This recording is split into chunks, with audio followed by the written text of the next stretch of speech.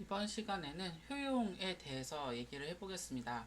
이제 플랫폼에서 제품을 구매할 때요, 플랫폼이 아닌 서비스에서, 플랫폼이 아닌 사이트에서 제품을 구매하는 것과 비교했을 때 무엇이 더 좋을까요? 자, 결론을 말씀드리자면 플랫폼에서 구매를 하는 게 무조건 좋습니다. 인간이란 존재는 제품을 탐색할 때 여러 가지 제품들 중에서 내가 더 좋은 제품을 탐색할 수 있다. 그리고 내가 대안을 선택할 때 내가 원하는 여러 가지의 욕구들을 채워줄 수 있는 대안이 딱 한 제품만 있는 것이 아니고 뭐 여러 가지의 제품들 중에서 한 가지가 있고 만약에 이게 마음에 들지 않는다면 또 다른 걸 선택할 가능성이 있다라는 그런 대안 선택 방식들을 통해서 더 그냥 주어진 제품 딱 한 개만을 써야 되는 것보다 더 높은 효용을 가집니다. 감옥에 가 있을 때 사람들이 힘들어하는 이유는 사실 아침, 점심, 저녁 밥을 주고 주거 공간이 확보되어 있고 뭐 개인 그 시간을 가질 수 없다라는 점을 빼고는 그 인간의 삶이 영위가 되는 상태입니다. 그렇지만 주어진 옷을 입어야 되고요. 주어진 칫솔을 써야 되고요. 주어진 밥과 주어진 그릇에 주어진 숟가락으로 주어진 시간 내에 밥을 먹어야 돼요. 그게 인간의 기존 삶과 다른 거예요. 그렇다면은 칫솔을 만약 여러 개 중에서 한 개 예쁜 거 고를 수 있고 옷도 매일 바꿔 입을 수 있고 시간도 맘대로 잘 수 있고 자고 싶은 사람도 선택할 수 있고 같이 방 배정할 때 그리고 그 뭐 어떤 활동을 언제 할 건지 고를 수 있다면 거의 감옥이 아닌 거죠. 휴양을 간 거죠. 그게 이제 효용이라는 개념이랑 관련이 있습니다. 인간이라는 존재는 제품을 탐색할 수 있을 때 탐색하지 못하는 상태보다 더 높은 효용을 가집니다. 그렇기 때문에 일반적인 사이트, 양말만 파는 사이트에서 양말을 선택하는 것보다 플랫폼에서 여러 명의 판매자가 양말을 여러 개를 판매를 해서 내가 고를 수 있는 양말이 수십 가지가 있는 상태에서 물건을 탐색하고 그 중에 하나를 선택할 때 그냥 주어진 한 개만을 쓰는 그 양말의 효용보다 더 높은 효용을 얻는 거예요. 그래서 원래 사용자들은 제품을 씀으로써 얻는 직접적인 효용이 있습니다. 기존의 효용입니다. 이것은 제품을 플랫폼에서 구매하든 구매하지 않든 그냥 이 양말을 썼기 때문에 주어진 효용이고요. 그리고 선택의 폭이 증가되었다. 그리고 제품들 중에서 가장 좋은 것을 골랐기 때문에 제품의 질이 증가할 수 있고 제품 간의 경쟁을 통해서 제품의 질이 또 한 번 더 좋아졌다라는 그 간접적인 효용이 플랫폼을 거치는 과정에서 더 늘어납니다. 그래서 사람들은 추가적인 간접 효용을 더 높게 얻을 수 있어요. 이 효용은 이펙트랑은 다릅니다. 직접 효용, 간접 효용이라는 표현을 썼지만 그 토탈 유틸리티에서 가지고 있는 실제적인 유틸리티, 다이렉트 유틸리티랑 인다이렉트 유틸리티는 지난 시간에 얘기했던 크로스 사이드끼리 주고받을 수 있는, 세임 사이드끼리 주고받을 수 있는 네트워크 이펙트랑은 다른 개념이라는 점을 이해하고 정확하게 그 나중에 기술을 하실 수 있으셔야 됩니다. 다시 이펙트로 돌아가서요. 간접 효과는 크로스 사이드끼리 얻을 수 있는 그 이펙트고요. 인다이렉트 이펙트입니다. 서로 다른 재화나 서비스가 또 한 개로 묶여 있을 때 이렇게 또 간접 효과가 높아집니다. 예를 들면요. 사이드 1과 사이드 2가 있는데 이 사이드 1의 애플리케이션이 사이드 2 사용자들과 이제 같이 네트워크를 그 플랫폼을 이루고 있는 상황이라고 칩시다. 이 사이드 1에 정해져 있는 이 애플리케이션들이 다이어트를 할 때 칼로리 기록 앱만 3개가, 4개가 있을 수도 있잖아요. 근데 조금씩 다른 유틸리티를 제공해주는 앱들이 묶여져 있는 거죠. 칼로리 앱, 인바디 앱, 운동 기록 트래킹 앱 이런 것들이 세트로 묶여가지고 건강 자체가 좋아지는 형태의 이펙트가 발생할 수 있습니다. 그래서 소프트웨어, 하드웨어 소프트웨어 패러다임이라고 하는 게 있는데요. 하드웨어를 구매한다는 것은 나중에 이 하드웨어에 기반이 되어서 올려질 소프트웨어에 대한 미래의 투자 효과, 소프트웨어의 효용을 높일 수 있는 그런 투자라고 해석이 되기도 합니다. 그래서 항상 하드웨어가 먼저 구매가 되면은 그 위에 이렇게 네트워크 이펙트가 형성이 되고요. 여러 다른 효과를 가지고 있는 애플리케이션들끼리의 조합, 소프트웨어들 간의 조합이 결과적으로는 이 사용하는 사용자 집단에게 간접 효과를 제공해 줄 수 있다라고 보시면 됩니다. 그리고 두 번째 특징으로서는 increasing return이라고 하는 특성이 있습니다.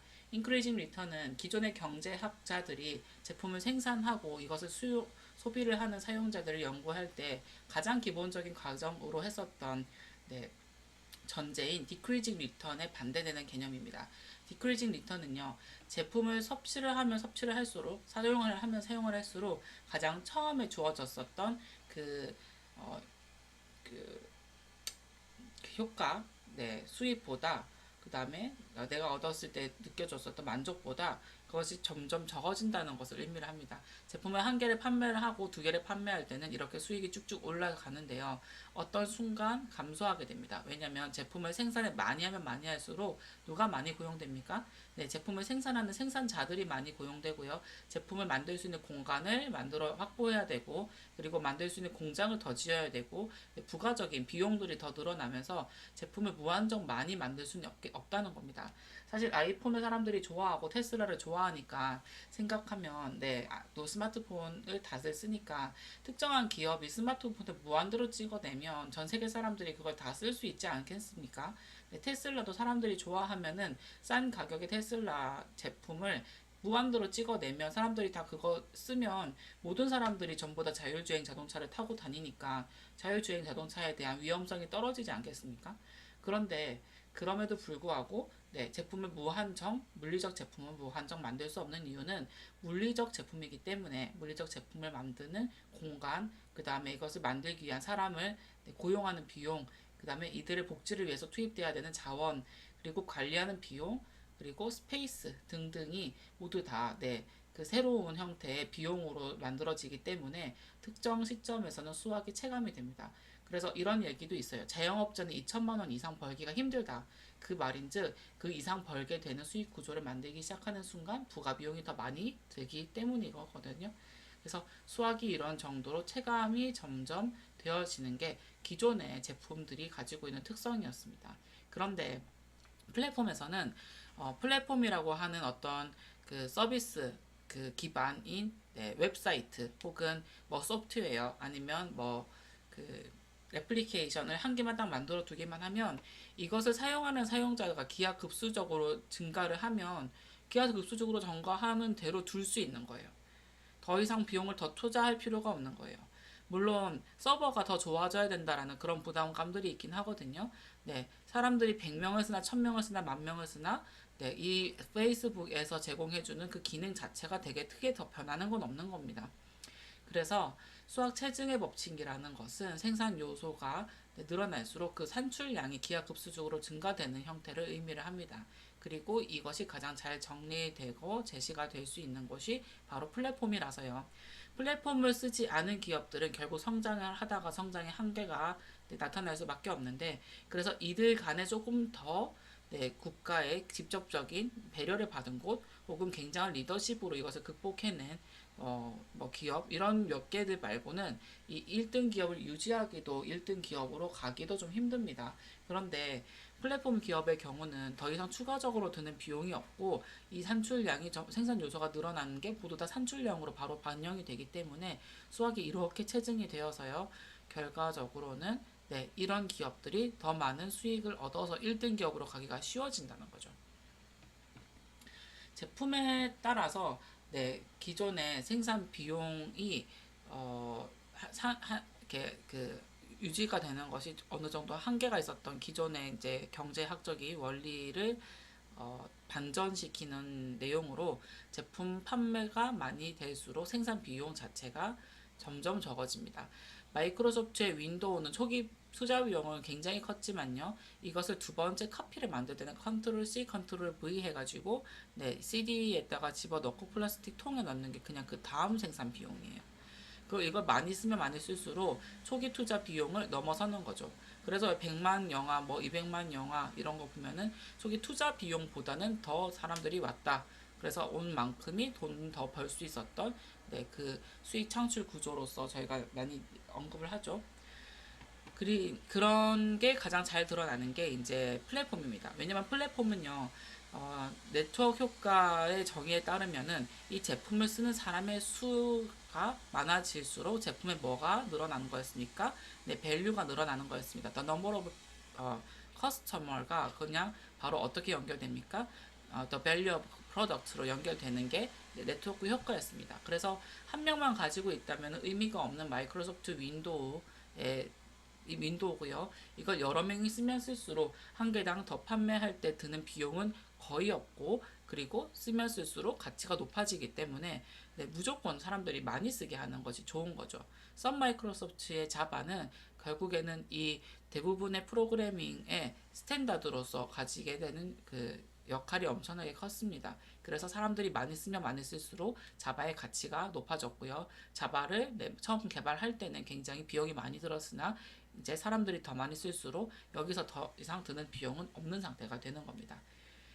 하지만 이렇게 그 increasing return이 유지가 될 수 있는 이유는, 예를 들면 네, 페이스북과 인스타그램을 예를 들읍시다. 인스타그램을 잘 만들어 뒀습니다. 사람들이 쓰면 쓸수록 그 인스타그램은 이득이 되는 상황이었습니다. 근데 어떤 회사가 다른 예를 들면 막 엣지라고 하는 서비스를 인스타그램과 비슷하게 만들었다고 칩시다. 사람들이 갑자기 거기로 우르르 몰려가서 인스타그램에 있는 사람들이 쫙 빠져버리면 네, 인스타그램에서는 사실상 고객을 전부 다 잃게 되고 수익을 놓치게 되는 거죠. 그러지 않으려면 인스타그램에서는 계속적으로 고객들에게 돈을 퍼붓고 이벤트를 열고 뭔가 서비스를 해줘야 될 겁니다. 그런데 실제로 인스타그램에서 여러분들한테 뭔가 내가 다른 플랫폼으로 갈까 봐서 덜덜 떨면서 뭐 플랫폼에서 뭔가 선물도 주고 서비스도 주고 뭐 이거 쓰기만 하면 할인해주고 막 난리를 칩니까? 전혀 그런 게 없습니다. 전혀 없어요. 왜냐면 인스타그램에서 다른 쪽으로 옮겨가려고 하면은 굉장히 소비자가 내야 되는 비용이 많은 거예요. 근데 제가 진짜 돈을 내고 옮깁니까? 돈을 내지 않는다는 게 포인트입니다. 여기서의 비용은요, 사람들이 A 플랫폼에서 B 플랫폼으로 옮길 때 드는 심리적 비용, 혹은 저장되어 있던 저작물들을 싹 다 옮겨가야 되는 비용, 혹은 나랑 네트워킹하고 있던 사람들을 싹 다 데리고서는 다른 서비스로 옮겨가야 되는 그런 비용들이 들어서요. 전환을 할 때 드는 비용이라고 해서 이것을 스위칭 코스트라고 표현을 합니다. 그리고 굉장히 재밌는 사실인데 그 인터페이스가 아주 조금이라도 삐끗이라도 변경되는 것을 되게 싫어해요. 고착화라고 표현하고요. 한그 예를 들면은 뭐 예전에 싸이월드 같은 경우는 미니 홈피에 가장 윗단에는 다이어리가 있었고, 두 번째는 사진첩, 세 번째는 게시판이 있었습니다. 그리고 그 중간에 한 번씩, 그리고 마지막 방명록이 있었어요. 이 네 가지가 이렇게 제가 지금 머리로 딱 싸이월드 미니홈피를 떠올려도 딱 느껴지는 생각이 나는 그 순서입니다. 근데 사람들이 이제 그 사진을 너무 많이 올린다든지 아니면은 글을 너무 많이 안 쓴다든지 좀 더 게시판을 많이 쓰길 바라는 어떤 입장에서 게시판을 조금 더 프로모팅 하려고, 사람들에게 좀 더 알리려고 다이어리보다 더 높은 위치에다가 게시판을 쓸 수 있게끔 상단으로 올린 거예요. 다이어리 쓰는 위치에 게시판이 있고, 그 다음에 사진첩이 있고 다이어리가 있고 방명록이 있는 식으로 순서를 바꿨어요. 그 문의가 폭주합니다. 막 탈퇴할 거다 막 난리가 쳐요. 난리를 쳐요. 이 순서 탭의 순수하게 바꾼 것 뿐인데 사람들에겐 인터페이스가 변경되는 게 지금까지 이 스페이스를, 이 환경을 쓰던 것에 습관이 변경되는 것이기 때문에 굉장히 심적으로 힘들어하는 겁니다. 그렇게 습관이 형성된 것을 고착하라고 해요. 리모컨을 들죠. 바로 넷플릭스를 눌러버립니다. 이제는 그 BTV에 들어가는 행위 자체를 하질 않아요. 넷플릭스를 리모컨에 있는 버튼으로 바로 만드는 순간 여기 바로 고착화된 겁니다. 넷플릭스 굉장히 협약을 잘 맺었고 아이디어를 잘 만들었어요. 한국에 있는 어떤 텔레비도 리모컨에 바로 넷플릭스를 눌릴 수 있는 플랫폼이 그 버튼이 있거든요. 그게 들어가서 디즈니 들어가고 들어가서 애플 TV 들어가는 것과 차원이 다른 네, 스텝을 줄여주는 형태의 고착화를 만들어냈습니다. 그래서 이렇게 고착화가 돼서, 습관적으로 고착화가 돼서 이 플랫폼에 완전히 이렇게 딱 락인 되는 고착화 현상과 높은 스위치 비용은 다른 곳으로 사람들이 옮겨갈 수 없게끔 하는 역할을 합니다. 또 다른 곳으로 옮겨갈 수 없게끔 하는 역할 중 하나는 이 플랫폼 안에서 여러 가지 뭐 활동들을 다 할 수 있게끔 플랫폼이 이것저것 여기서 다 해결해 정신으로 서비스를 제공한다는 것입니다. 예를 들면 컨버전스 전략을 가장 잘 쓰는 곳이 스마트폰이에요. 스마트폰을 쓰다 보면은 스마트폰 안에서 영화도 보고 책도 읽고 카톡도 하고 뭐 별걸 다 합니다. 칼로리에 또 찍어서 운동도 하고 이 스마트폰 안에서 모든 것을 다 해결할 수 있게 되니까는 이 수학 체증이 가속화됩니다. 사람들이 다 스마트폰으로 몰려들어요.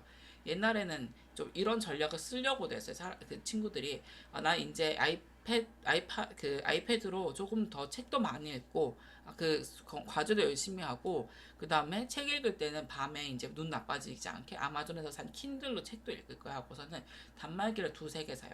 근데 결국에는 뭐가 승합니까? 네, 한 개 단말기에 다 몰려들어서 쓰게 되는 거예요.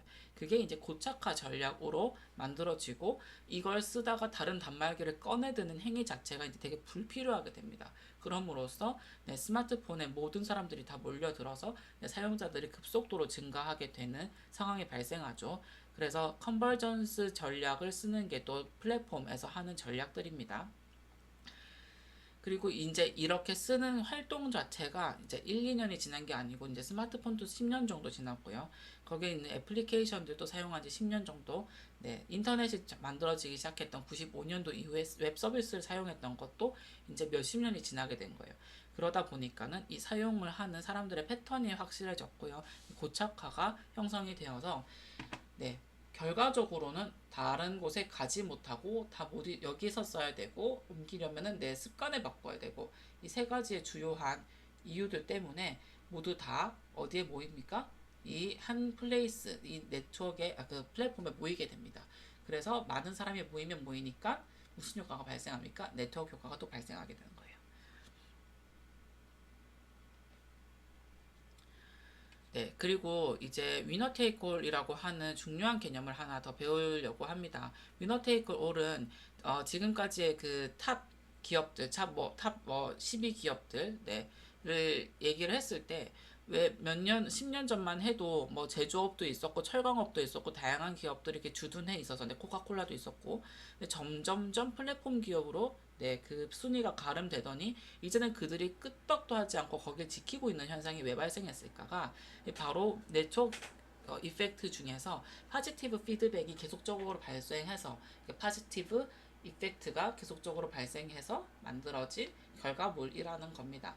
네, 네트워크 이펙트에서 사람들이 많으면 많을수록 상대방에게 좋은 영향을 미치는 게 플랫폼이 가지고 있는 가장 큰 장점이었었는데요. 본인들 같은 사이드에도 상대방 사이드, 클로즈 사이드에게도 서로 좋은 영향을 주니까 집단 사이드 1이 늘어나면 사이드 2도 늘어나고 사이드 2가 늘어나면 사이드 1이 다시 늘어나서 서로 양쪽 집단이 계속 켜집니다. 사람들이 많이 몰려들어도 끄떡없는 것이 플랫폼이라서 몰려들면 몰려들수록 뭐가 더 증가했습니까? 네, 수익이 더 증가를 하는 네, 상황이 발생합니다. 그래서 인크리징 리턴이 형성되다 보니까 한 기업이 사람들을 완전히 다 몰아가는 거예요. 그래서 위너 테이크올이 돼요. 과거에는 어떻게 하면 독점 기업들을 끌어내릴까에 대해서 골머리를 앓았었는데요. 이제는 플랫폼을 쓰다 보니까는 사람들이 아무리 뜯어 말려도 그 기업으로 밖에 달려가지 않는 겁니다. 한국에서 굉장히 멋진 동영상 플랫폼 만들었다고, 나 이것도 공공 뭐 무슨 플랫폼이라고 해서 공공데 뭐 동영상 플랫폼을 저에게 쓰라고 엄청 강조를 많이 하고 막 비가 들어와서 막 뭐 라이브 채팅하고 난리를 쳐도요. 유튜브에서 떠나겠습니까? 유튜브에서 절대 안 떠납니다.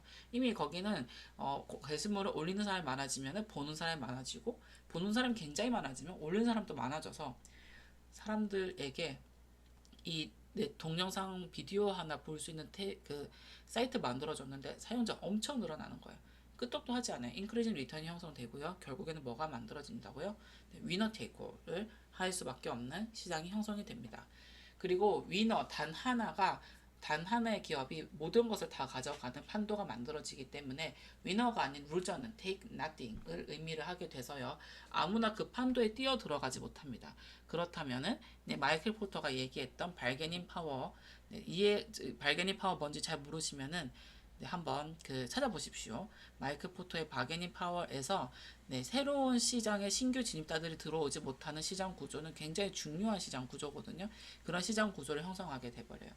더 이상 동영상 파트에 누군가가 뛰어들어오지 못하게끔 초롱성 같은 벽을 유튜브가 치고 있습니다.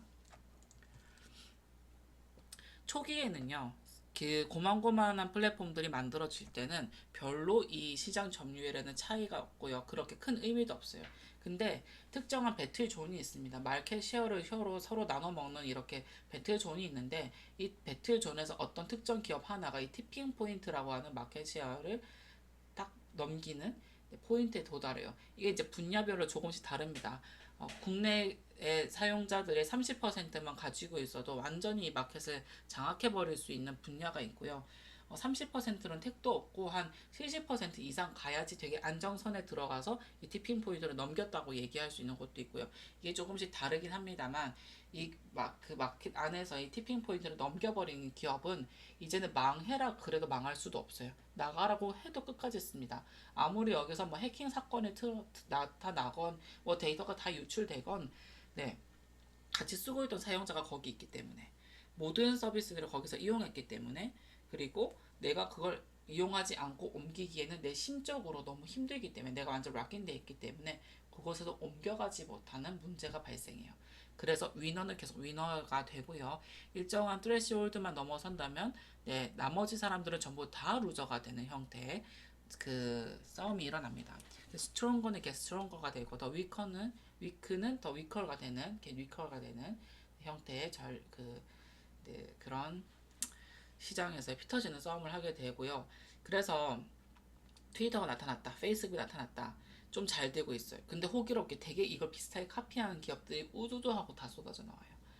그래서 지금 여러분들이 아이디어를 만들어서 뭘 만들잖아요. 이미 여러분들도 누군가 잘 되고 있는 걸 카피를 해서 비슷하게 쏟아져 넣으려는 사람들 중 하나입니다. 근데 이렇게 누군가 이미 조금 잘 되고 있는데 왜 그렇게 다른 유사 기업들이 많이 쏟아져 나오겠습니까? 아까 말했던 것처럼 그 기업의 티핑 포인트를 넘기기 전까지는 이 배틀존에서 피 터진 싸움을 해볼 만하다는 거죠. 그리고 나서 특정한 포인트를 넘기고 나서부터는 사람들이 거기만 인식하고 거기만 사용합니다. 그리고 거기 위에 곳들은 아무도 몰라요. 여러분들 지금 챗 GPT 이외에 좀 아류작인 다른 AI 서비스 아십니까? 모릅니다. 그럼에도 불구하고 계속 만들어지는 이유는 뭐냐면 우리는 챗 GPT를 알고 있지만 전 세계 많은 사람들이 챗 GPT를 데일리 우리가 구글 쓰듯이 네이버 쓰듯이 매일매일 엄청 많은 사용을 하고 있진 않다는 겁니다. 그래서 챗 GPT가 아직은 삶 속에 완전히 녹아들어져 와서 모든 검색을 걔한테 하고 모든 상담, 모든 노래 선고, 모든 보안 활동 다 챗 GPT한테 의존하고 있는 상태는 아니기 때문에 배틀존에 들어가서 싸워볼 만하다고 생각하는 거죠. 챗 GPT보다 좀 더 소프트한, 조금 더 포멀하지 않은 느낌의 무언가가 나와서 사람들이 굉장히 데일리로 편하게 쓸 수 있게 된다면은 챗 GPT 옛날에 썼던 적이 있었는데 한번 손 들어보실래요? 하는 네, 그런 기술이 될 수도 있어요. 그래서 배틀존에서 누가 살아남을지 여러분들도 역사의 산 증인으로서 지켜보십시오. 이렇게 그 위너 테이크홀의 네트워크 효과를 아주 잘 누렸던 곳이 바로 우버랑 아마존입니다. 우버랑 아마존은 굉장히 심도 있게 저희가 분석해 볼 만한 가치도 있는 기업인데요. 우버 같은 경우는 굉장히 많은 수요를 창출하기 위해서 처음에는 운전자를 더 많이 확보해야겠다는 것을 이해하고 있었어요. 그래서 사이드 2, 사이드 1이 이제 운전자랑 차 빌리고 싶어하는 고객이었으면은 먼저 운전자를 많이 확보합니다. 운전자를 많이 확보하면 많이 확보할수록 더 많은 지역에서 서비스를 제공해 줄 수 있어서 처음에 우버 운전자에게는 수수료를 많이 받지 않았어요. 그리고 운전자의 운전 시간이 이제 운전을 많은 지역에서 사용자들이 이제 제 서비스가 제공하게 되면은 탑승객들이 되게 많이 쉽게 우버를 픽할 수 있게 되고요. 그리고 우버를 사용하는 사람들이 많아질 겁니다. 그리고 운전자 입장에서도 일을 쉬는 시간이 굉장히 많이 줄어들 거고요. 그러면은 운전자들이 거의 계속적으로 운전을 하기 때문에 돈을 받으려고 하는 의지가 하루에 한 명밖에 운전 안 하면 걔한테 되게 많은 돈을 받아야 되겠죠. 의지가 점점 줄어드는 거예요. 그때부터 슬슬 수수료를 높일 수 있습니다. 그리고 운전자에게 많은 수수료를 받게 되고 우버 입장에서는 고객들한테는 또 낮은 가격으로 서비스를 제공할 수 있게 돼요. 그래서 운전자는 운전을 되게 많이 하면 할수록 이 돈에 되게 무감각해지기 때문에 그리고 우버에게 완전히 매달려서 그 생업을 하게 되는 사람들이 늘어남에 따라서 사실상 운전자의 부담감, 수수료 부담감이 좀 커지고요. 사용자는 더 많아집니다. 그럼에도 불구하고 우버를 쓰는 이유는 뭐다?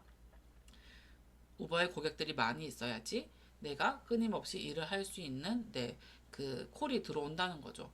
그렇게 해서 운전자가 또 더 많이 들어오게 돼요. 여기 들어오면은 운전을 계속 더 많이 할 수 있기 때문에 돈을 더 많이 벌 수 있기 때문에 적정한 선에서 더 이상 우리는 고객을 늘리지 않습니다. 라고 하는 게 아니고요. 우선 사용자 되게 많이 늘리는 겁니다. 그러면 알아서 운전자도 많아지고 우버에서도 중간 수수료를 더 많이 받아도 이 시스템이 전혀 붕괴되지 않는 선에서 돌아가는 거예요. 그게 굉장히 폐쇄적으로 그 서비스를 운영해서 사람들에게 공개하지 않았었던 그 굉장히 귀족층들만을 위한 고품격의 그런 서비스를 운영했었던 제조업의 마케팅 기법과는 완전 다른 기법을 사용하게 된 게 이 WTA가 먹히는 네트워크 이펙트 플랫폼 전략에서의 사례가 되기 시작했습니다. 아마존도 상당히 재밌는 전략을 썼는데요. 이 아마존부터도 다음 시간에 같이 하도록 하겠습니다. 이거 제가 좀 천천히 많이 설명한다고 텀을 되게 길게 해가지고 2주에 걸쳐서 이제 하게끔 세팅을 했습니다. 그래서 여러분들도 차분히 공부를 하시고 예전에는 여기서 크게 한 문제 정도 냈으면은 이제 시험 문제 이렇게 쪼개서 여러 문제를 낼 수 있으니까 네, 집중해서 이 파트들을 공부를 하시길 바랍니다. 감사합니다.